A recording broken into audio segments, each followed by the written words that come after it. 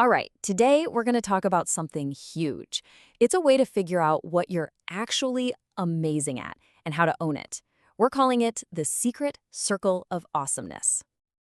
Okay, let's be real. Have you ever felt that pressure to be good at something you're just not? Everyone's pushing you in one direction, but your gut, and let's be honest, your actual skills are screaming no. It's super frustrating, right? Well, today we're going to tear that whole idea apart. So, to make this concrete, let's talk about Alex. Now, Alex isn't just good at video games. He's a legit master strategist. We're talking predicting enemy moves, flawless resource management. The guy just bagged 500 bucks in a tournament. In his zone, he's a total pro. And there's always a but, right? Here's the problem. Even with this clear, obvious talent, everyone around him, his friends, his coach, even his mom, they're all convinced he should be playing basketball. They think his strategic brain would be perfect for the court. And that right there, that's the conflict. The trap that so many of us fall into. And this brings us to what we're calling the awesomeness problem. It's basically when the world completely ignores what you're actually great at. It's all about that pressure to succeed in something you're never really built for. So let's break down Alex's reality. What's he awesome at? Strategy games, coding Python scripts, figuring out Clash Royale tactics like a genius. But what's he terrible at? Basketball layups. We're talking a 100% airball read. Ouch. And yet, the pressure keeps coming, especially from his friend Marcus, who's totally convinced he has court vision and needs to try out for the team. So, what do? How do you fight back against all that pressure? Well, there's a solution. It's this incredibly powerful idea, inspired by the legendary investor Charlie Munger, and it's all about unlocking your own potential. We're talking about your secret circle. So what is the secret circle of awesomeness? Think of it like this. It's the specific area that contains everything you are genuinely awesome at or have the potential to be. And here's the key. The real superpower isn't being good at everything. No way. It's knowing exactly what your circle is and staying inside it. Let's put it this way. Inside your circle, that's where your superpowers live. It's where you can become a legend, where you have total confidence. But the second you step outside that circle, you're in the danger zone. I mean, it's literally like dropping into the Minecraft nether with zero armor. You're just asking to get wrecked. So that night, after hearing all this, Alex decided to do something about it. He took this idea and he made it real. He literally grabbed a piece of paper and drew his circle, mapping out everything. This was the moment he started taking back control. And look, this isn't just some nice theory. This stuff has real-world consequences. So let's look at the proof, okay? We're going to see the heroes who absolutely mastered their circle, and then we'll see the epic fails from people who didn't. First, let's talk about the superheroes, the icons. These are the people who figured out their circle and then just lived there. They built entire empires by being ruthless about focusing only on what they were great at. I mean, check out this pattern. It's so clear. Mr. Beast, he's all about making insane YouTube videos, right? He's not trying to be a pro gamer. Ninja, he didn't try to become an actor. He became a legend by dominating Fortnite. Serena Williams, tennis. Taylor Swift, songwriting.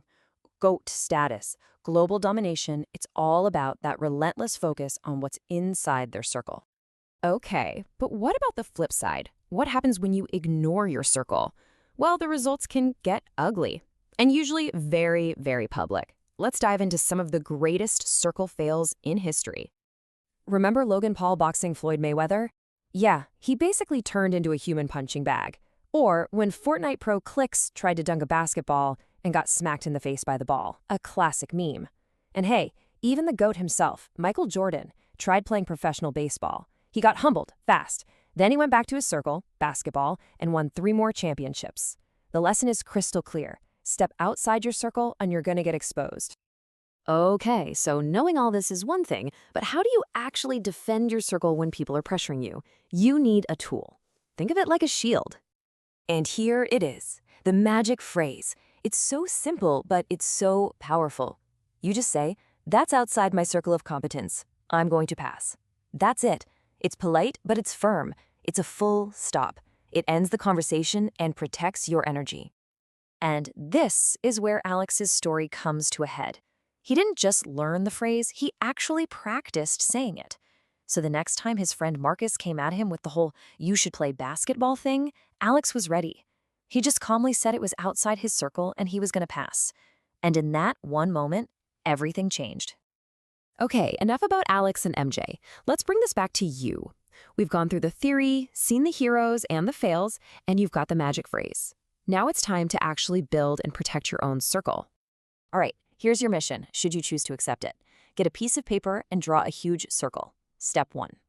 Step 2, inside that circle, write down everything you're good at or even just could be good at. Step 3, outside the circle, write down all the stuff you're terrible at. And be honest, no shame. And finally, step 4, draw a little stick figure of yourself inside the circle, wearing a cape. Seriously, do it. It's not just a silly drawing, it's you claiming your superpowers. Now that you've got your circle, there are only 3 rules to live by. Rule number 1, get better inside your circle, every single day. Rule number 2, when something comes along that's outside the circle, you use the magic words, hard pass. And rule number 3, and this is important, your circle can grow, but only when you decide it's time, not because someone else tells you to. So let's circle back to Alex. What happened to him after all this? Well, once he started defending his circle, he went all in on his strengths. He started a YouTube channel called Strategy Alex, where he just did what he loved, breaking down strategy in games. And the result? It was huge. By staying inside his circle, he didn't just feel better. He found insane success. Over 1 million subscribers in just 1 year. That's the kind of thing that happens when you put your energy in the right place. And here's the craziest part, the real kicker. His success actually helped the people who were pressuring him in the first place. The basketball team started watching his channel, using his strategy videos to improve their own game, and they started winning. He ended up helping them more by being himself than he ever could have by trying to be a basketball player. So, that brings us to the end and to a question for you. Alex found his lane by drawing his circle and protecting it. He went from being this kid everyone was trying to change to a legend in his own world. So the only question left is, what legend are you going to build inside your circle?